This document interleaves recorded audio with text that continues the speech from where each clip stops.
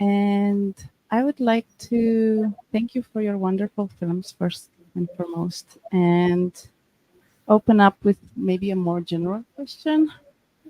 Um, we couldn't help by watching these films together think about the power of cinema to transport us to various places, to various um, ways of being, to various states of mind, to to memories and to past events. So there is this power that cinema has to be a window towards something else, but also to preserve the memories, to preserve gestures, to preserve rituals, family rituals, ancestral knowledge, and so on and so forth. So maybe I will open up and ask each of you to introduce yourself, but also to tell us about your relationship to cinema, what cinema means to you, and what it enables in your artistic practice, in your work.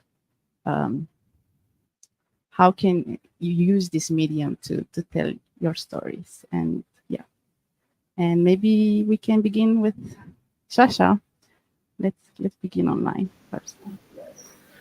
Hi, everyone. Thank you so much for coming to the screening of this program. I'm streaming in from Lijiang, China, the ancestral hometown featured in the film. I finally made it back here after 4 years of lockdown and difficulties of traveling. So thank you very much also Lisa, my team for programming our films.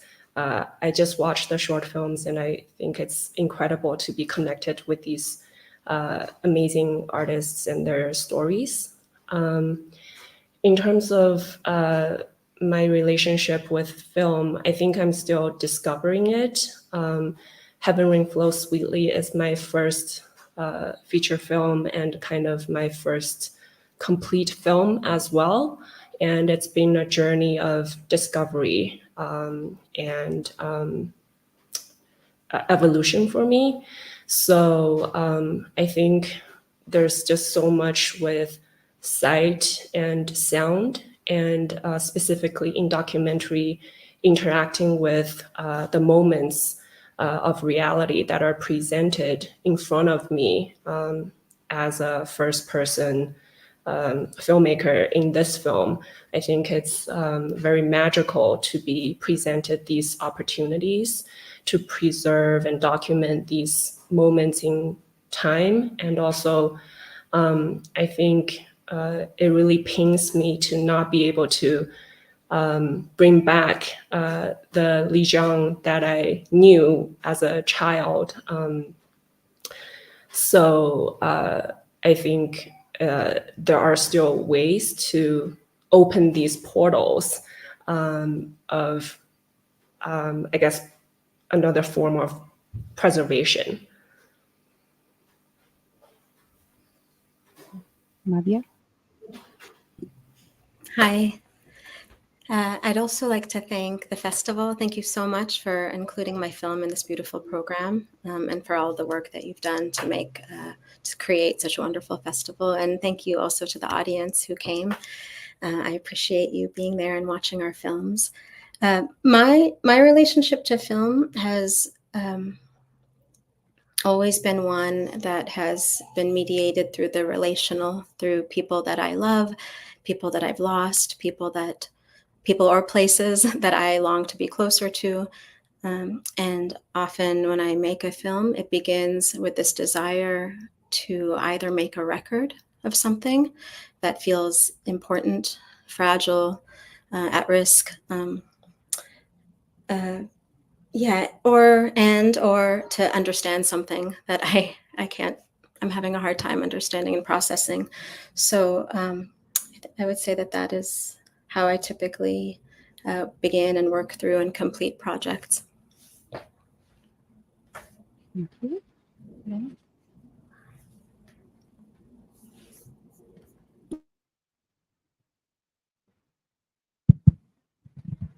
Hello. There we go. First, again, I want to thank Louisa for always pushing me to be here. I'm like I'm a nervous guy, so I'm so thankful to be surrounded by such amazing artists, and it's just a cool experience. So I think I've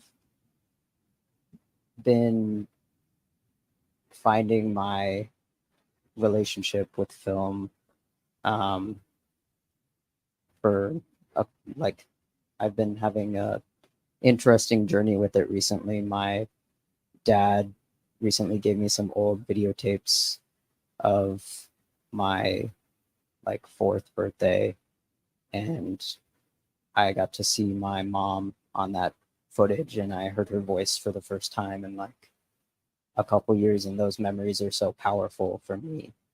Um, and I think film is just a great way to document. Like documentation is really important um, because it does hold all of that emotion in it.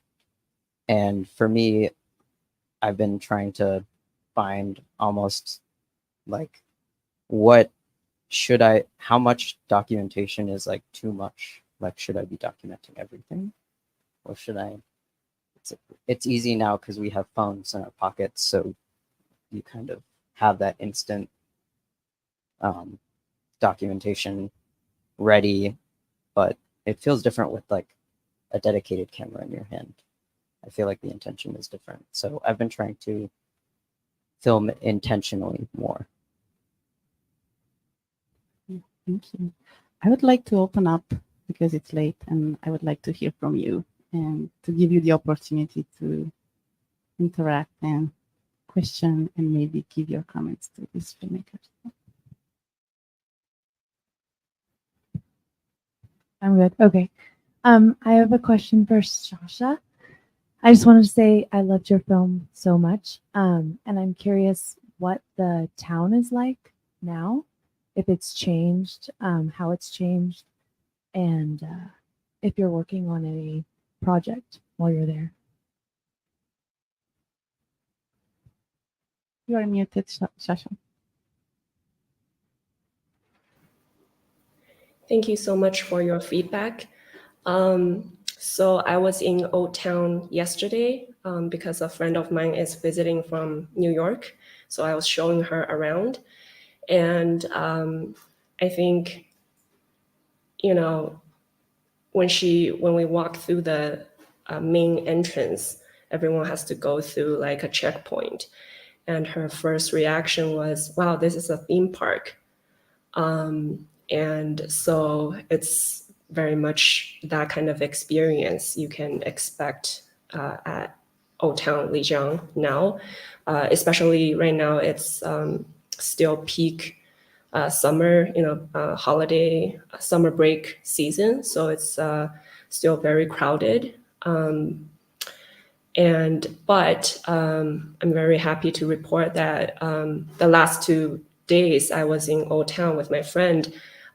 Each day I met one local Nakhi person who still lives there. One guy has this hole in the wall food joint. So he's local. And then yesterday I found this bookshop that has these really amazing books about anthropology and our culture and Yunnan as a province. And I talked to the owner, who's Nakhi, for like an hour, and we're just getting started. And I have these ideas, project ideas revolving Lijiang, and he was like, I will unconditionally support you. It's like immediate, instant, kinsmanship. So it's kind of this huge contrast between I'm a tourist here and, oh, I still have my tribe here.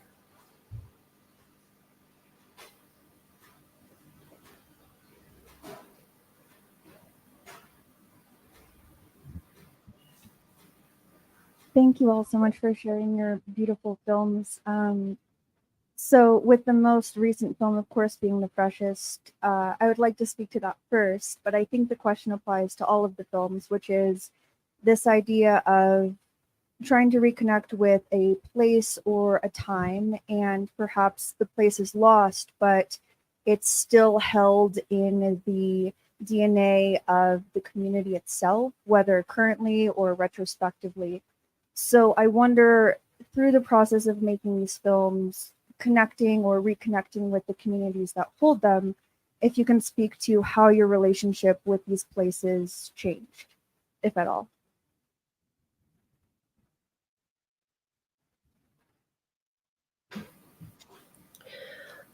So I can go first. I guess I think it's such a privilege to be able to try to document Lijiang at this point in time. And I think the thing is that through making this film, I've healed a lot of the wound that I was carrying for years because of the changes. And now I try to look at it at a grander scheme of things. So the fact that change is always there, it's inevitable. And for example, yesterday I was at this bar in Old Town, and it's the home of a relative of mine. So I was there as a little child, and then now it's a bar, so it's very different. But then I try to imagine, 100 years ago, it was a very different place, and 10,000 years ago, it's very different. I can't imagine what it's going to be in another 100 years, but it's never going to stop changing. So the fact that I was able to kind of dip my toes in the river twice, but experience it very differently, it speaks to, there's still like nostalgia and sadness, but also kind of acceptance and openness to change, regardless of whether it's rising expansion or going back to being unknown, and maybe one day there will be no tourists in Old Town or whatever. Just accept whatever comes, but also, of course, do what I can to preserve what's important to me personally, but also understand it's also very impersonal. I can go next. So in my film, Sister, Mother, Lover, Child, the characters or the people that you see, the women that you see on the screen are, and I'd like to begin by sort of situating who they are in the place that we're in. So it's my mother, my mother's sister, so they're sisters, my sister-in-law and brother's daughter, and then my own daughter. And you also see my partner's feet kind of dancing in the corner.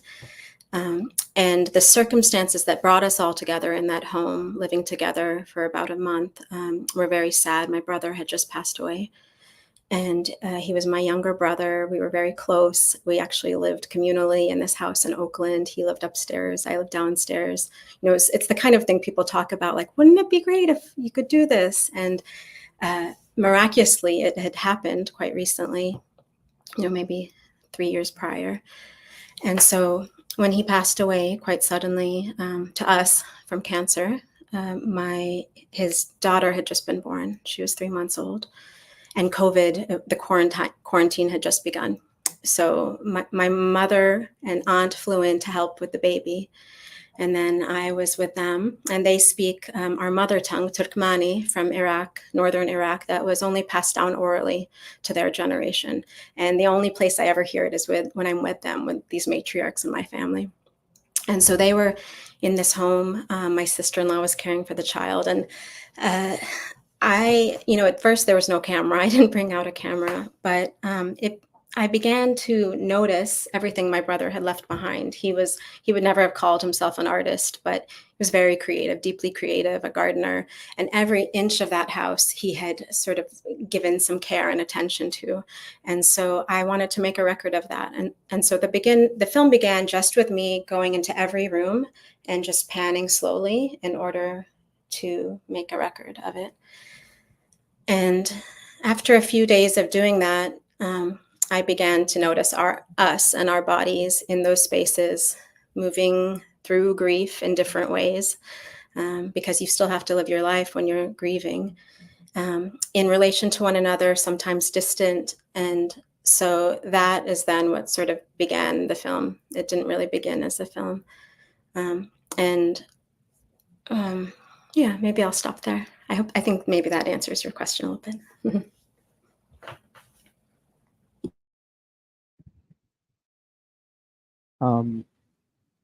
My life kind of began in Inglewood, Colorado, which is, right outside Denver. And I don't ever visit Inglewood anymore. And the farm that I grew up on with my mom, they ended up selling that farm. So I don't really have that space anymore either. And in Minnesota, the apartment that we lived in, it was like 2 blocks from my dad's old house that we also sold. So I don't really visit these spaces anymore. And now I have kind of a different home in Boulder. So it feels very, when I do visit home, like when I do visit Minnesota or Nebraska or any of these places, it still feels like home, but there's like a hole. I recently visited Inglewood. I brought my partner there and we just kind of drove around, and it, that nostalgia is just very like powerful in it, but the hole is still there.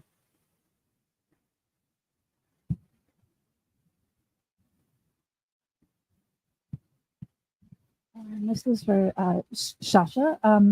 In particular, your voiceover was so beautifully written and crafted. I'm wondering if you can talk a bit about your writing process. Thank you. I'll say that the recording process was extremely difficult because I'm actually not very vocal of a person. So there were just hundreds of recording of each take. So I'm really glad it came out well. It's well received.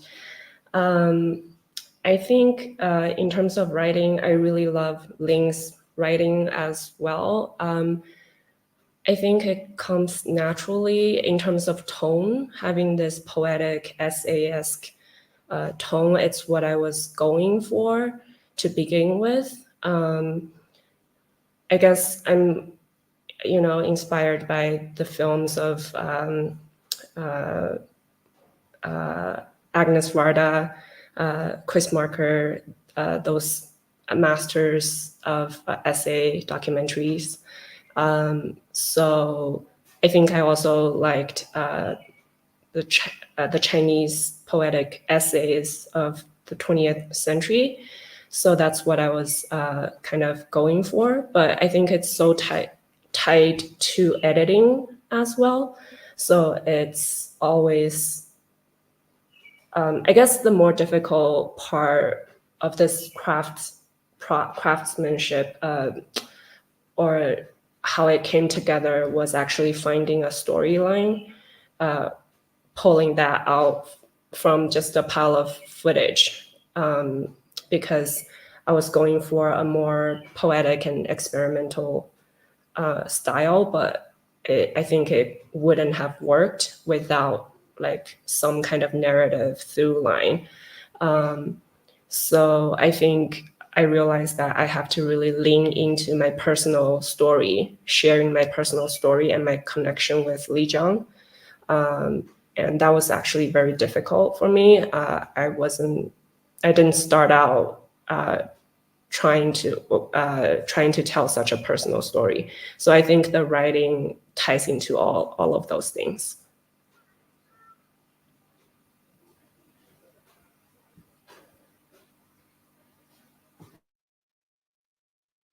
Another question.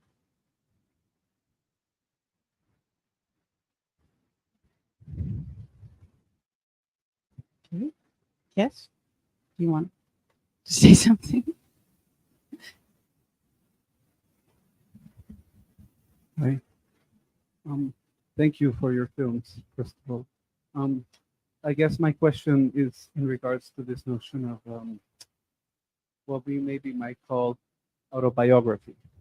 And what does it mean to construct a biography, right? This notion of like maybe this idea that we write on a diary on a daily basis, and how that process might also be intricately, you know, aligned or paralleled with the cinematic process, right? You know, like when we write on a daily basis, we know that we're writing on a journal and we can flip the page. But once we enter the cinematic space, we have to make particular maybe decisions, right? Or otherwise we end up like Jonas Mekas, just with like an endless website. I'm not saying that as a negative thing. I'm not saying that as a negative thing, you know, like I mean, you know, like I still sometimes enter Jonas's website and enter a random page and just kind of like endure that beauty. So for those gasping. My question is is about the relationship as far as process, as the in situ, you know, what is it that we do when we desire to make a cinematic autobiography? Like, so I mean, and this is like an endless question. It can be different for Shasha, it can be different for Nadia, you know, like so the question is about how do you approach this notion of diaristic cinema in your practice? Thank you. I can begin if that's okay. Um, Right. yeah, I guess the way I'd like to answer your question is that I find it helpful and pleasurable and natural to work with fragments, because we can't document every moment of our life. We document what we do. Some of it is representative of what's important and some of it isn't. But in documentary and working with experimental documentary, you know, you at some, depending on how long you film for, it's 5 days, you know, that those are the parameters, or it's 5 years. In the end, you have these fragments, and I just find so much joy in working with those fragments like a collage to discover things, discover connections that I didn't realize were there, or create feeling or create narrative. And so that's sort of how I approach it. That's the best way I can think of to answer your question, you know. And also, you know, looking at these fragments, many of them emerge from rupture, from loss, from history and grief, but then they also become the space of possibility where you can rework them, reimagine them, and move into a new kind of space too. So I really enjoy that.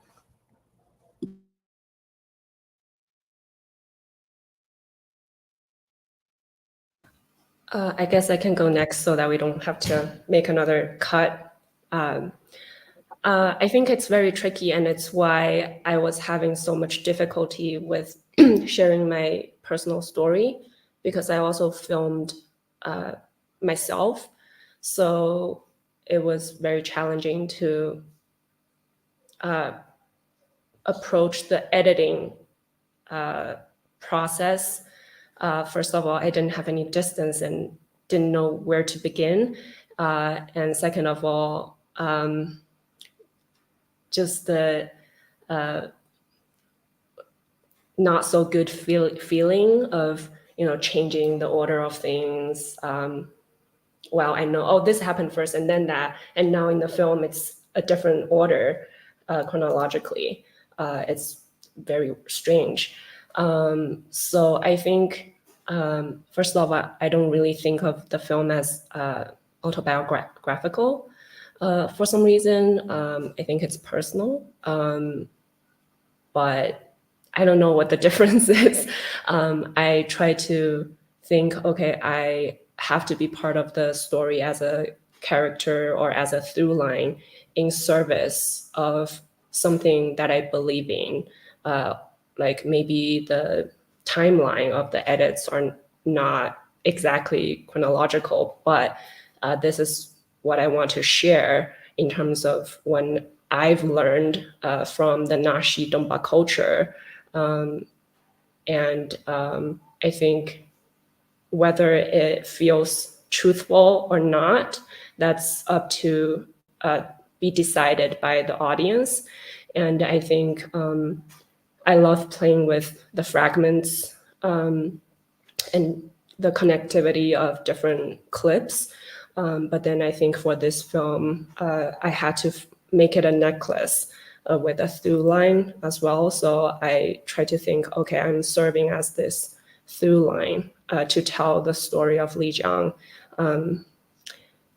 Because there's so much limitation of trying to tell a story of a place that is no longer the same. But it's still very challenging. I don't think I've reasoned through it intellectually because so much of editing and filming is intuitive, and you're just experimenting with, oh, this works or this doesn't work, especially getting feedback from your early audiences. I think that's really helpful too.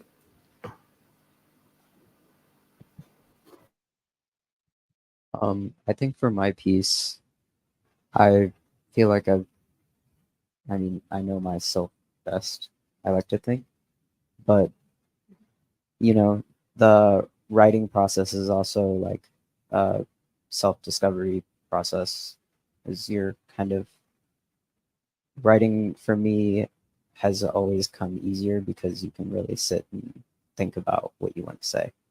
And so you can like pull out those memories, and then I feel like, I'm the best person to portray that vision for my piece, showing my experience and capturing that. I would like to say something in response to what you said. I feel like your pieces are so personal and specific to your own experience, but at the same time, I feel like they resonate in each of us, in our own worlds, in various ways. So even if your story of your mother and your relationship to those memories are so specific to you, and you are the only person who could have done this film, to me it resonated on a different level. Of course, I'm in the theater, I'm in the dark. It speaks to me, and it takes me to my own relationship to my parents, maybe, or my own relationship to death. And I think that's the beauty of film in general, that you can get to tell these super specific stories, but at the same time they resonate in various ways, and you don't even know what those ripples will create in audience. So I want to thank you for making such open works, and at the same time so grounded into your experience and your specificity and your artistic vision. So yeah. Thank you.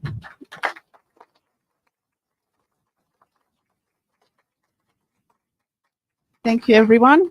Thank you. I think we're done now. I think the time is up. Yeah.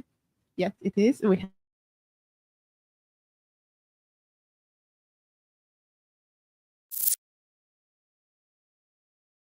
don't forget to vote for the films, and also don't forget to come at 9 a.m. for the artist breakfast in the morning, and also watch The New Ruins, which is an amazing feature film, at 10 a.m. I highly recommend it. So wake up early and don't party too much tonight.